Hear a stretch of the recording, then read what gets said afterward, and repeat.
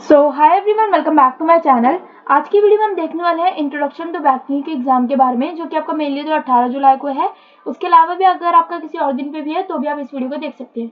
तो चलिए करते हैं आज की वीडियो को शुरू। इंट्रोडक्शन टू बैंकिंग, इसमें मेनली आपके 5 यूनिट्स हैं और हर यूनिट में हम दो इंपॉर्टेंट क्वेश्चन जो है वो कवर करने वाले हैं।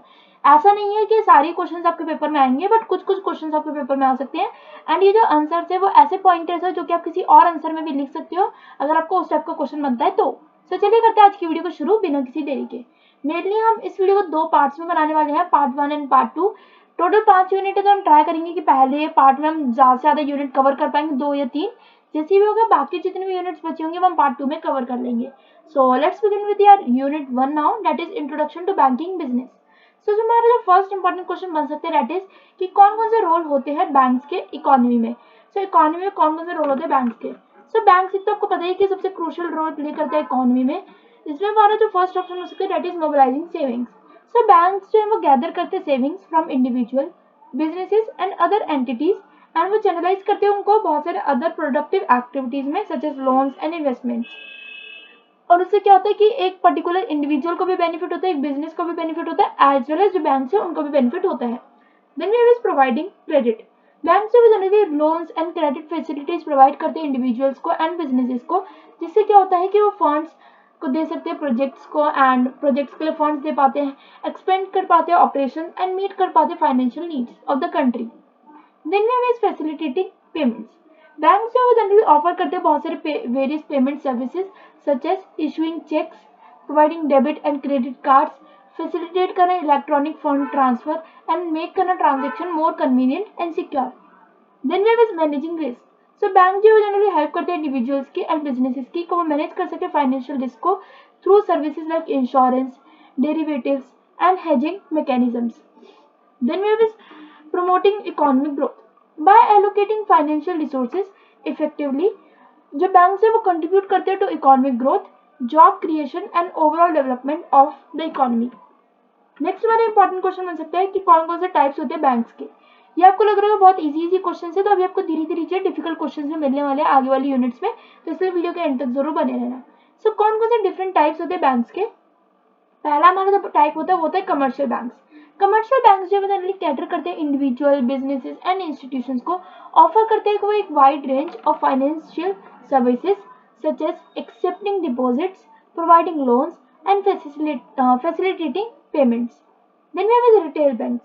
रिटेल बैंक्स का प्राइमरीली जो है वो सर्व करते हैं इंडिविजुअल कस्टमर्स को, जिससे कि वो क्या प्रोवाइड करते हैं, वो बेसिक बैंकिंग सर्विसेज प्रोवाइड करते हैं like savings and check accounts, loans, mortgages and credit cards. Then we have investment banks. Investment bank जो जनरली स्पेशलाइज होते हैं इन कैपिटल मार्केट एक्टिविटीज, जैसे कि underwriting securities, assisting companies in raising funds through IPOs, facilitating mergers and acquisitions and offering advisory services. Then we have central banks. Central banks जो है वो responsible होते हैं for formulating and implementing monetary policies, managing a country's currency and acting as a lender of last resort to commercial banks. Cooperative banks जो है वो generally own करते हैं एंड ऑपरेट करते हैं बाय द मेंबर्स, लाइक वो उनके द्वारा ऑपरेट किए जाते हैं, हु कैन बी इंडिविजुअल्स और ऑर्गेनाइजेशंस। ये बैंक्स जो है वो जनरली फोकस करते हैं प्रोवाइड करने के लिए financial services to the members and promote करते हैं इकोनॉमिक वेलबींग को। Then we have the second important unit that is structure of commercial banks and apex banking institution. So इसका हमारा आ गया second unit, and second unit का जो हमारा फर्स्ट इंपॉर्टेंट क्वेश्चन हो सकता है that is what is organisational structure of commercial bank. So organisational structure क्या हो सकता है कमर्शियल बैंक का। सो ऑर्गेनाइजेशनल स्ट्रक्चर में जो बहुत सारे की कंपोनेंट्स आते हैं। First of all this board of directors. So जो मेनली हेड होते हैं जो कि इलेक्ट किए जाते हैं, लाइक दे आर इलेक्टेड और अपॉइंटेड बाय शेयर होल्डर्स, उनको प्रोवाइड किया जाता है एक overall governance and strategic directions to the bank. They are responsible for making key decisions and ensuring the bank's compliance with regulations. Then we have a CEO, Chief Executive Officer. CEO जो होता है वो top executive responsible होता है for day to day operations of the bank। वो oversee करते हैं implementation of bank policies and strategies, and manage करते हैं वो बैंक की परफॉर्मेंस को एंड रिप्रेजेंट करते हैं bank to external stakeholders. Then we have a senior management. तो सीनियर मैनेजमेंट में इंक्लूड होते हैं होल्डिंग की position such as CFO that is chief financial officer and CRO chief risk officer and head होते हैं बहुत सारे various departments के। वो ओवरसी करते हैं different functions of the bank, ensure करते हैं इफेक्टिव रिस्क मैनेजमेंट को एंड ड्राइव करते हैं ऑपरेशनल एफिशिएंसी को। Then we have is departments and divisions. So commercial banks जो है उनके पास वेरियस डिपार्टमेंट्स होते हैं एंड डिविजन्स होते हैं जो कि रिस्पॉन्सिबल होते हैं for specific functions such as retail banking, corporate banking, credit risk assessment, treasury, operations, compliance, human resources and technologies. Then we have branch network. So commercial banks जो है typically उनका एक नेटवर्क होता है ब्रांचेस का to provide services to consumers या to customers. So branches जो generally staff होती हैं with customer service representatives, tellers and loan officers and other personnel to handle customer inquiries, transactions and loan applications. Then हमारा next important question आ जाता है that is what is an apex banking institution and उनका क्या role होता है। सो first of all is कि जो apex banking institution है जिन्हें हम कहते हैं सेंट्रल बैंक और मॉनेटरी अथॉरिटी, वो हाईएस्ट रेगुलेटरी अथॉरिटी होती है in the countries banking system और उनका रोल और फंक्शन क्या होता है अब ये देख लेते हैं। सो first of all is monetary policy. जो एपेक्स बैंकिंग इंस्टीट्यूशन होते हैं वो फॉर्मुलेट करते हैं, इम्प्लीमेंट करते हैं मॉनेटरी पॉलिसीज को ताकि वो मेंटेन कर सके प्राइस स्टेबिलिटी, कंट्रोल कर सके इन्फ्लेशन को, प्रमोट कर सके सस्टेनेबल इकोनॉमिक ग्रोथ को। वो रेगुलेट करते हैं इंटरेस्ट रेट्स, मैनेज करते हैं मनी सप्लाई एंड सेट करते हैं reserve requirements for commercial banks. Banking supervision. So apex banking institution जो जनरली सुपरवाइज करते हैं, रेगुलेट करते हैं कमर्शियल बैंक्स को ताकि वो इंश्योर कर सके safety, soundness and compliance with banking laws and regulations. वो कंडक्ट करते हैं regular inspections, review financial statements and enforce prudential norms to maintain the stability of banking system. Then we have currency insurance. So apex banking institution जो है उनका एक role होता है has the sole authority, so एक उनकी sole authority होती है to issue and manage the country's currency and वो ensure करते हैं एक adequate supply of currency notes and coins ताकि वो meet कर सके demand of the economy and manage कर सके circulation of currency to maintain its integrity. Then we have is financial stability. So apex banking institutions जो होते हैं वो मॉनिटर करते हैं और असेस करते हैं overall stability of the financial system, identify करते हैं सिस्टमैटिक रिस्क एंड प्रिवेंट करते हैं and take preventive measures to address them. They may act as a lender of last resort to provide liquidity support to banks during financial crisis. Then we have is payment systems. So जो apex banking institution होते हैं वो oversee करते हैं and regulate करते हैं payment systems को in the country, ensure करते हैं वो smooth flow of funds between banks, individuals and businesses and वो सेट करते हैं standards for payment instruments, promote करते हैं electronic payment system and safeguard करते हैं security of transactions. Then we have is unit 3 जो कि हम इसी वीडियो में कवर करने वाले हैं, that is loans and advances.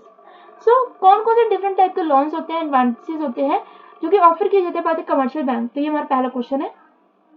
सो जो कमर्शियल बैंक है वो ऑफर करते हैं mainly various type of loans and advances ताकि हम डाइवर्स फाइनेंशियल नीड्स को जो है फुलफिल कर सके, मीट कर सके ऑफ इंडिविजुअल एंड बिजनेसेस। कुछ कॉमन टाइप्स जो उसमें इंक्लूड होते हैं जैसे कि पर्सनल लोन्स। ये जो लोन्स होते हैं वो प्रोवाइड किए जाते हैं to individuals for personal expenses such as education, medical emergencies, home renovations और वेकेशंस। ये जो टिपिकली जो अनसिक्योर्ड लोन्स होते हैं with fixed interest rates and repayment terms. Home loans जो है जैसे कि मोर्टेजेस, बैंक जो जनरली ऑफर करते हैं home loans to individuals for purchasing और कंस्ट्रक्टिंग अ हाउस। ये लोन्स जो है वो जनरली सिक्योर्ड होते हैं by the property itself and have longer repayment periods. Interest rates जो है मे बी फिक्स्ड और वैल्यूएबल। बिजनेस लोन्स जो होते हैं जैसे कि कमर्शियल बैंक्स जो है वो प्रोवाइड करते हैं loans to businesses for various purposes such as working capital, expansion, purchasing equipment और लॉन्चिंग न्यू प्रोजेक्ट्स। ये लोन्स जो है वो सिक्योर होते हैं और अनसिक्योर्ड होते हैं depending on the borrower's creditworthiness. Then we have overdraft facilities. So banks जो है जनरली ऑफर करते हैं ओवरड्राफ्ट फैसिलिटीज टू इंडिविजुअल और बिजनेसेस ताकि वो allowing them to withdraw more than the available balances in their accounts. Overdraft जो है वो हेल्प करते हैं मैनेज करने में short term cash flow needs and are charged interest on the amount overdrawn. Then we have trade finance. So banks जो generally provide करते हैं trade finance services to facilitate international trade. ये जो include करते हैं like these include letters of credit, bank guarantees, export financing and import financing. Banks जो mitigate करते हैं risks and provide करते हैं financing options to support smooth trade transactions. Next और इंपॉर्टेंट क्वेश्चन आ जाता है दैट इज कि कैसे जो कमर्शियल बैंक जो है एसेस करते हैं क्रेडिट वर्थीनेस को of borrowers before granting loans. So commercial bank जो है कैसे एसेस करते हैं तो क्रेडिट वर्थीनेस ऑफ जो भी बोरोवर्स है उनकी before granting any of the loans. So first of all is application and documentation. So borrowers जो है उनको एक सबमिट करना था loan application along with the relevant documents जो भी उनके financial statements, income proof, business plans and collateral details. Bank जो है वो वेरीफाई करते हैं एक्यूरेसी को, completeness of these documents. Then there is credit analysis. So bank जो है वो एनालाइज करते हैं बोरोवर की फाइनेंशियल पोजीशन इंक्लूडिंग उसके इनकम, उसके assets, liabilities and credit history. वो इवेल्युएट करते हैं बोरोवर्स की एबिलिटी कि वो क्या लोन पे कर पाएगा या रीपे कर पाएगा या नहीं based on their income stability, debt to income ratio and past repayment behaviour. Then there is collateral evaluation. So in case अगर लोन्स जो है सिक्योर्ड होते हैं बाय कोलेटरल, सो बैंक जो जनरली एसेस करते हैं value of quality of the collateral offered. वो determine करते हैं the loan to value ratio to ensure sufficient collateral coverage in case of default. Credit scoring. So banks जो generally use करते हैं credit scoring models जो कि assign करते हैं एक numerical score to borrowers based on their credit history, income and other relevant factors. ये help करती है in automating the credit evaluation process and making consistent lending decisions. Then you have risk mitigation. So banks जो generally assess करते हैं एक overall risk with the loan by considering factors such as industry risk, market conditions and macroeconomic factor. वो impose करते हैं conditional such as वो impose करते conditions such as personal guarantees and insurance to mitigate risk. With this we are ending this video here only. Part 2 जो आपका जल्दी आ जाएगा जिसमें हम कवर करेंगे unit 4 and unit 5. So video को लाइक कर देना अगर अच्छी लगी हो एंड इन्फॉर्मेटिव लगी हो तो कमेंट में जरूर बताना मुझे एंड अपने फ्रेंड्स के साथ जरूर शेयर कर देना. Stay safe, stay positive and yeah thanks for watching. Bye bye.